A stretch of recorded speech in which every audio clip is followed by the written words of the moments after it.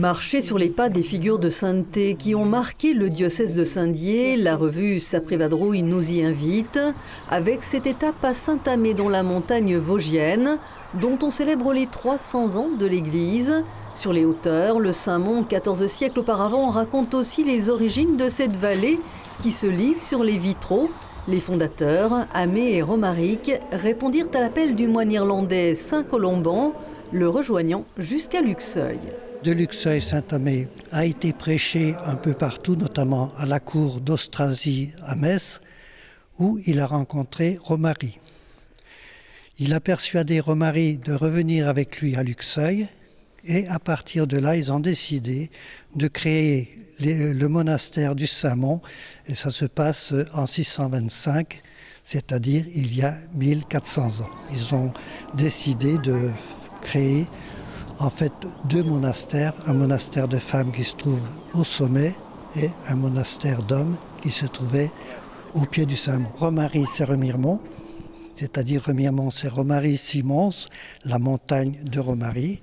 Donc il est le fondateur de Remiremont et Saint-Amé est le fondateur de Saint-Amé, le bourg que l'on connaît aujourd'hui. Pour le curé de la paroisse, ce passé est aussi un héritage spirituel pour les générations d'aujourd'hui. Fêter 300 ans de l'église, ou par exemple 1400 ans de Saint-Mont, c'est comme si on allumait un phare. Dans ce monde de ténèbres, différentes ténèbres, on allume la lumière. Et je pense les gens, les habitants de Haute-Vosges ici méritent.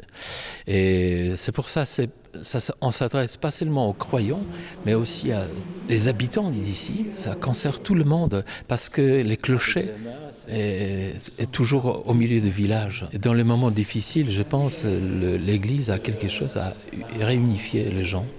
Et donc, on ne vous demande pas comment vous croyez, mais on demande d'être ensemble, de marcher ensemble. En ce printemps, on fêtait la Pentecôte, une invitation à se mettre en marche, et le père Piotr choisissait de tisser des liens d'une montagne à l'autre, à plus de 800 mètres d'altitude. Dans le village du Haut-du-Taux, lors d'un office en l'église, une convention de compagnonnage était scellée entre les Vosges et Taïbé, la seule et dernière commune chrétienne en Terre Sainte. Le curé de la paroisse avait fait le déplacement. Taïbé, situé sur une colline à 920 mètres d'altitude en Cisjordanie, n'échappe pas au conflit entre Israël et le Hamas. Son passé biblique est pourtant d'importance. Jésus y aurait séjourné. Taïbé est composé de 3 paroisses, de paroisse latine, paroisse orthodoxe et paroisse melkite. Et nous sommes toujours ensemble, nous faisons beaucoup de choses ensemble. C'est un signe de l'unité de l'Église, commencer par Taïbé et pour tout le monde. Parce que Taïbé, c'est une ville ou un village qui a Jésus a venu de Taïbé. Maintenant, Taïbé souffre beaucoup parce qu'il y a beaucoup de souffrance.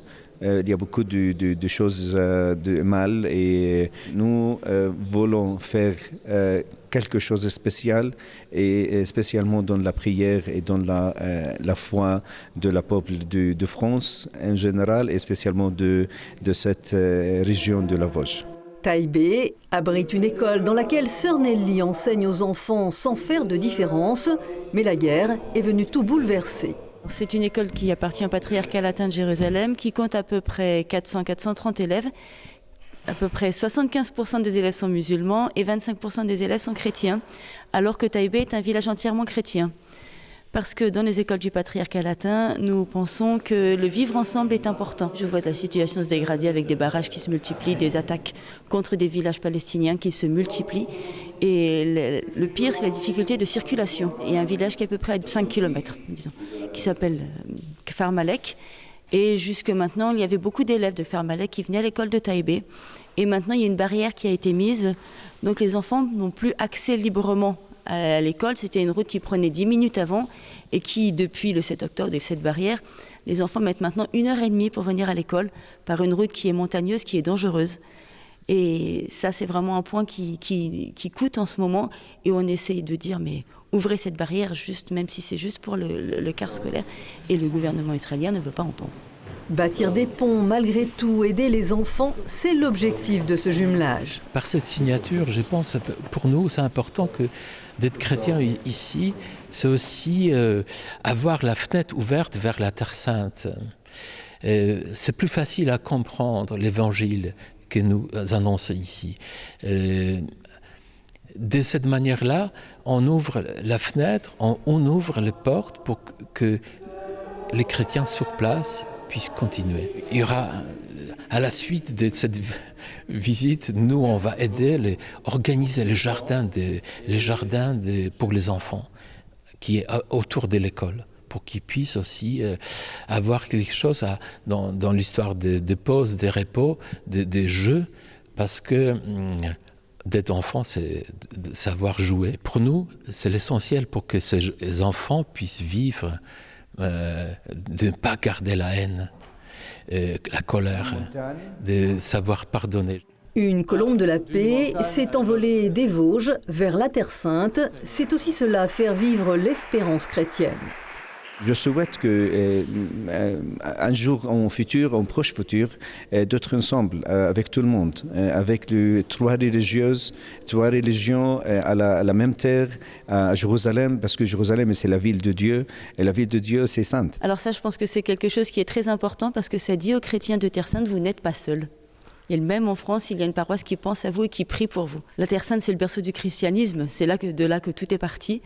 Et la France qui est assez loin pour eux, qui est quelque chose de très abstrait, de savoir qu'il y a des chrétiens qui pensent à eux, c'est quelque chose qui est important pour eux. Ensemble, on peut faire quelque chose. On ne vous demande pas comment on croit, mais ensemble, on peut faire quelque chose. Merci beaucoup. Shukran.